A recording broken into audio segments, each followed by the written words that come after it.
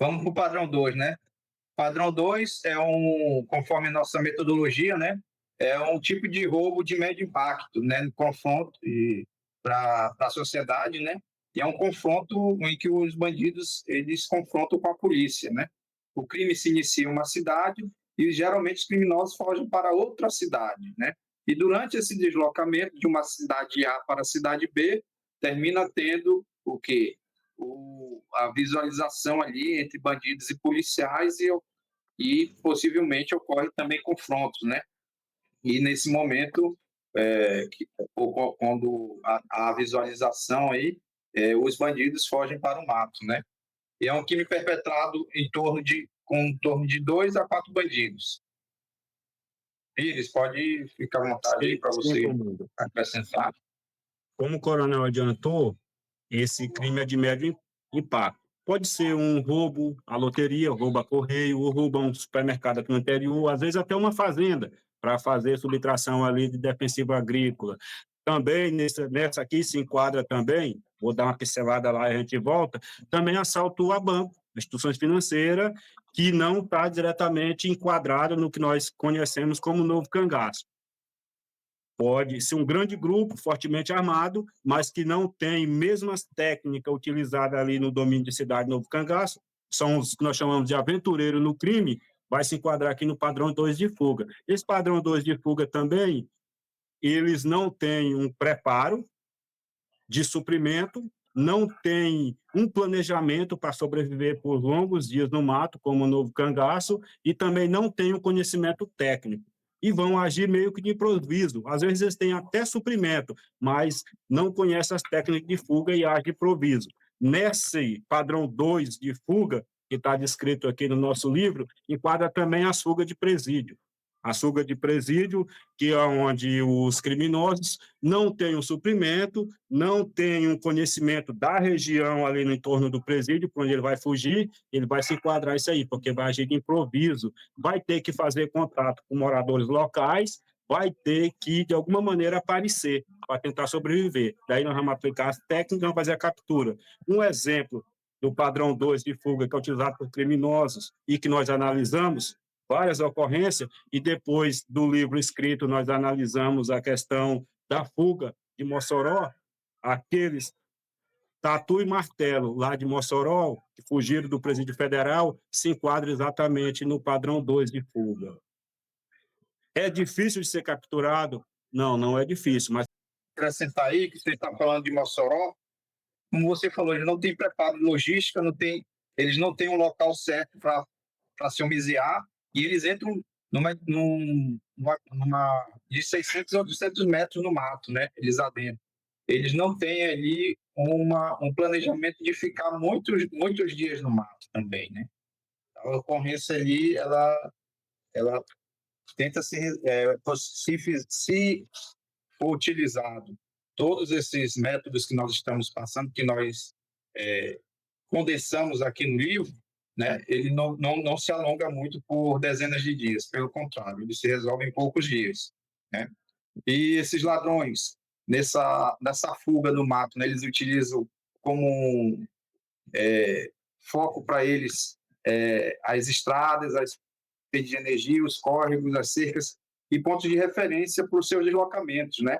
Porque eles não fizeram planejamento destinado para essa zona rural, né? Para o ambiente com mata, né? Eles não se preocupam em ocultar o rastro que eles fazem, né? A alimentação é quase nenhuma que eles levam, porque eles têm um foco que é o quê? A fuga deles.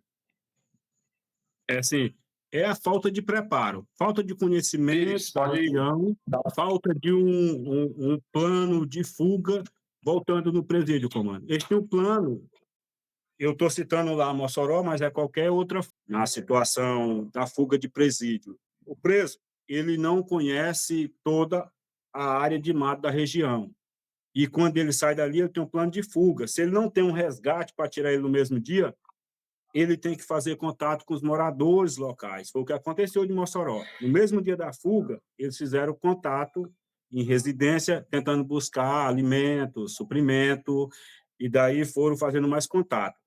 E não vão embora pelo mato, eles vão usar sempre referência para deslocamento. Vão utilizar linhão de energia, vão utilizar corgo, vão utilizar cerca. Vou deixar o Mossoró, a fuga do presídio de Mossoró do lado, e no final a gente retorna. Estamos falando de padrões 2 de fuga. Quando eles confrontam com as forças de segurança e vão para o mato, obrigado, como o coronel falou, eles vão deixar bastante vestígio, eles não vão se importar em cobrir vestígio. Eles vão fazer contato com o morador local no mesmo dia, ou vão permitir que sejam vistos. E o que as forças de segurança devem fazer para capturar eles? Qual é o passo a passo? Vamos empregar 5 passos para fazer a captura.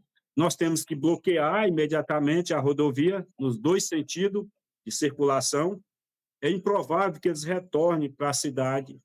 É improvável que eles retornem para a cidade onde eles cometeram o crime. A tendência deles, que eles cometeram o crime na cidade A, estão deslocando para B e confronta com as forças de segurança aqui, é improvável que eles retornem. Pode acontecer? Pode, existem as exceções para cá. Mas então nós temos que bloquear dos 2 lados. Bloqueio. E que distância deve ter esses bloqueios? Do ponto que eles entraram para o mato, a gente vai contar 15 quilômetros para cá e 15 quilômetros para cá. 15 quilômetros para o lado A e 15 quilômetros para o lado B. Por quê? Tem um motivo disso. Porque a fuga deles é dinâmica. Eles não vão entrar no mato para longa distância, eles vão ali o máximo 600, 800 metros e vão parar. E daí eles vão ouvir o movimento da polícia, não tinha ninguém, eles já vão retornar para a próxima rodovia e vão continuar deslocados, não vão ficar tempo no mato. Então, mas para nós botar o bloqueio, o primeiro momento do bloqueio, as viaturas bloqueando a rodovia, 15 quilômetros para um lado, 15 quilômetros para o outro. Porque quando eles estão deslocando pelo mato, é em torno de 4 km por hora que eles fazem. Mas nós temos que ter uma mais de segurança, deslocamento no mato. Deslocamento durante o dia, 4 km por hora. Durante o dia, quando eles afundam para o mato e retornam para a próxima rodovia e tentam magiar a estrada, usando a rodovia como referência, o barulho dos carros, eles estão andando pelo mato ali 50, 60, às vezes 100 metros pelo mato, magiando a estrada, ouvindo o barulho. Tá?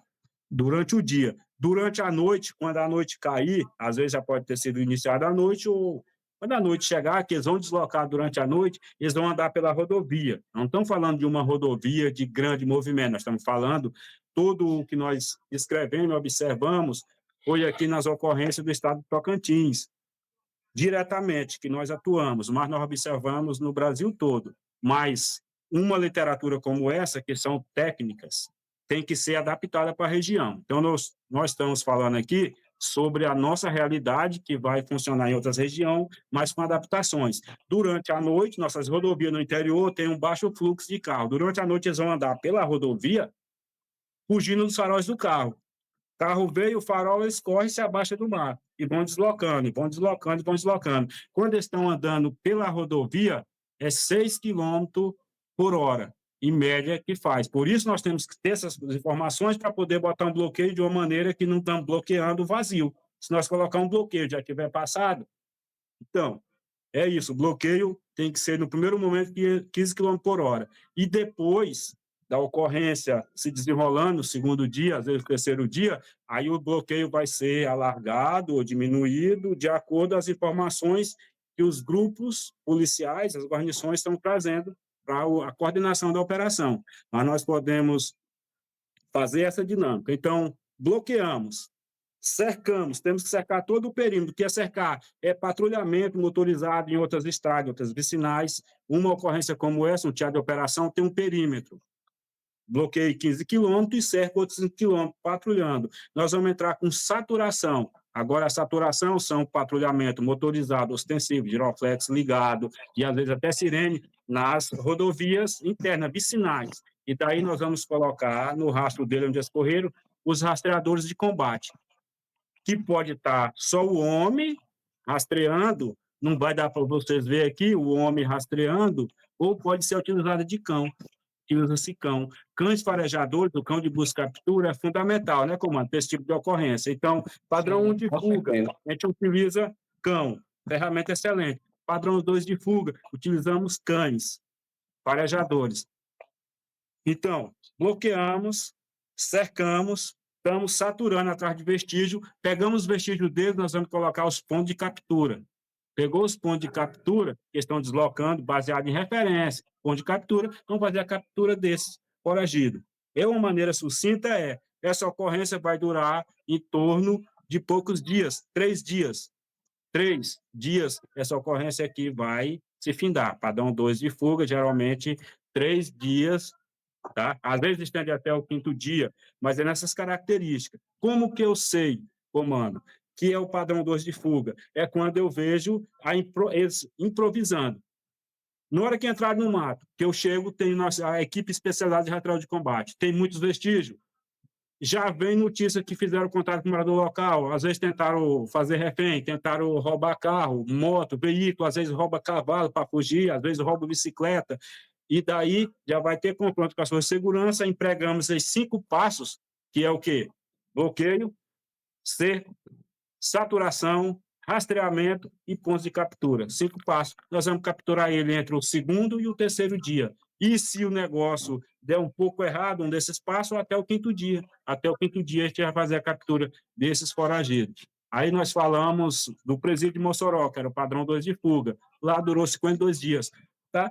Não vou entrar no mérito, não vou falar nada, mas talvez não vamos falar, não vamos criticar, não vamos dizer nada. Aqui é uma responsabilidade nossa, e é assim que é na PMTO. Não falamos pela nossa representante da nossa polícia, mas é o que a nossa polícia emprega. Isso aqui está sintetizado, o que nós empregamos em centenas de ocorrências e funcionou. O padrão 2 é resumido rápido, os senhores é aqui. Poderia falar horas sobre esse assunto, mas não dispomos de tempo. Se o senhor, comando, puder acrescentar mais alguma coisa do padrão 2, à vontade. É isso aí, né?